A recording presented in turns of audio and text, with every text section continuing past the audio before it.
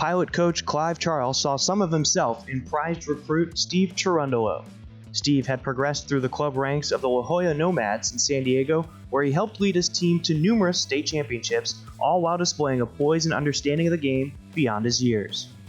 Arriving at the university in August 1997, he immediately settled into a starting role with the Pilots as a central defender, and that season was named a first-team All-Conference selection and the West Coast Conference Freshman of the Year. In 1998, he was again a first-team All-Conference and a National Soccer Coaches Association of America West Region selection. International professional organizations recognized his skill and the way Steve conducted himself on and off the field, and in 1999, he signed a professional contract with Hannover 96 of the German Bundesliga. In a storied career with Hannover from 1999 until his retirement in 2014, he was a fixture at right back, who still holds the Hannover team record for appearances. Being named the Hannover captain in 2010 was symbolic of how the city embraced he and the team, as he was affectionately known as the Mayor of Hannover. The quality of his play was also admired by U.S. soccer, and although injury prevented him from taking the field with the 2000 U.S. Olympic team Clive coached and the 2002 U.S. national team during the World Cup competition, he would eventually become a starter and log 87 career caps for the U.S. national team. Steve made his World Cup debut in 2006, was named the captain of the U.S. team for the 2009 CONCACAF Gold Cup, and was a starter at the 2010 World Cup, anchoring the American back line. Following his retirement, Steve embarked on a coaching career that has seen him serve with Hannover and Stuttgart of the Bundesliga, the German youth national team, and the U.S. national team staff. 2021 turned out to be a watershed year for Steve, as he returned to the U.S. to coach the USL Championships Las Vegas Knights and was inducted into the National Soccer Hall of Fame. In January of this year, he was named head coach of Los Angeles FC in the MLS, where his team has already clinched the Western Conference Championship. Please welcome to the stage UP men's soccer legend, Steve Cherundolo.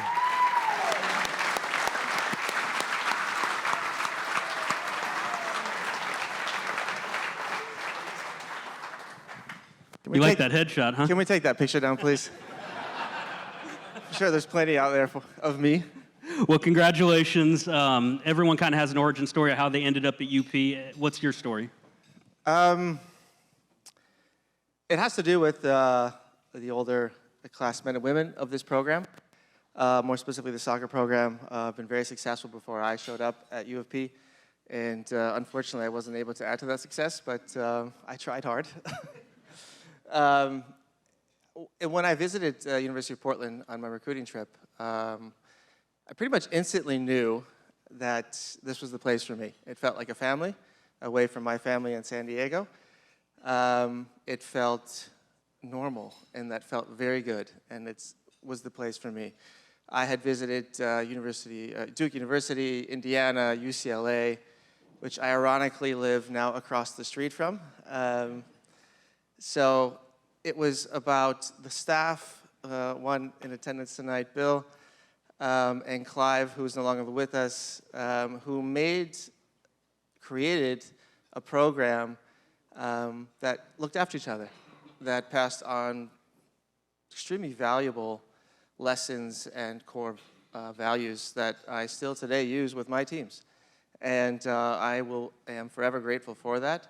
But that is why I chose University of Portland, and I am very, very, very glad I did. You mentioned Clive and that building that soccer tradition here that's carried from generation to generation, and so many of his players, men and women, went on to play professionally. What were some of those things that you took from him, both as a player and then now as a coach? As you can see on the photo, which is thankfully no longer there, was a young man, boy, lost in some ways. I remember I was given the task to pick up one of the recruits from the airport, or at the airport, and to bring him to the campus and show him around. I had better things to do off campus and forgot the recruit at the airport. And Clive made it clear the next day that punctuality and responsibility are pretty important in life. And I haven't forgotten something like that to the day. So I thank him for that, and for all of those who I have now picked up at airports or wherever I need to be, they can thank Clive as well. You had such a amazing international career, both in Germany as well as with the U.S. national team. What are some highlights that you look back on in your playing career, whether it's UP or for the U.S. national team or in Germany, that really stick out to you? Well, I think the first sentence in my personal coaching philosophy is to treat the players as people first and players second, and to create a group that can maximize the potential of the people in that room. And that goes beyond X's and O's and tactics and training methods and all of the methodology we learn and all of the tools we have today to make our athletes better. It's about people and relationships and building relationships. We've already heard from the others on stage tonight how important that is, and that is something I learned here as well, and that Bill and Clive hammered home, and it's stuck with me since, and that's how I've tried to lead my teams, and more specifically LAFC this year, to a championship, and I'm very grateful for it. Very successful coach. Did you always know you wanted to coach? Yes and no. I would say yes in the sense I was fascinated by what coaches told me in my career. I listened, tried to apply that into my own game, probably more for selfish reasons, to how to get better. But I kept a journal throughout my entire career, and the good and the bad, and what some coaches did well. I had some really horrible coaches as well, and that has helped me in my path, guide me in the right way.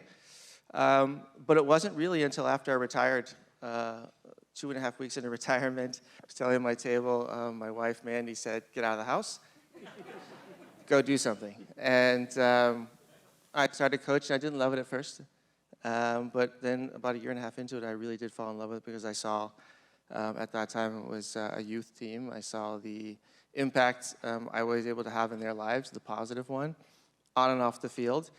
And I knew this was it for me, and I've just been going since. Very successful. Any final thoughts, acknowledgments, or stories that you'd like to share? Shared the airport story. No, I would just like to share the feeling that I got from the University of Portland. I was looked after. I was loved. I needed to speak to somebody. There were people there to speak to. I assume that is still going on, judging by the faces in the room tonight and all the stories we hear. So please keep that up.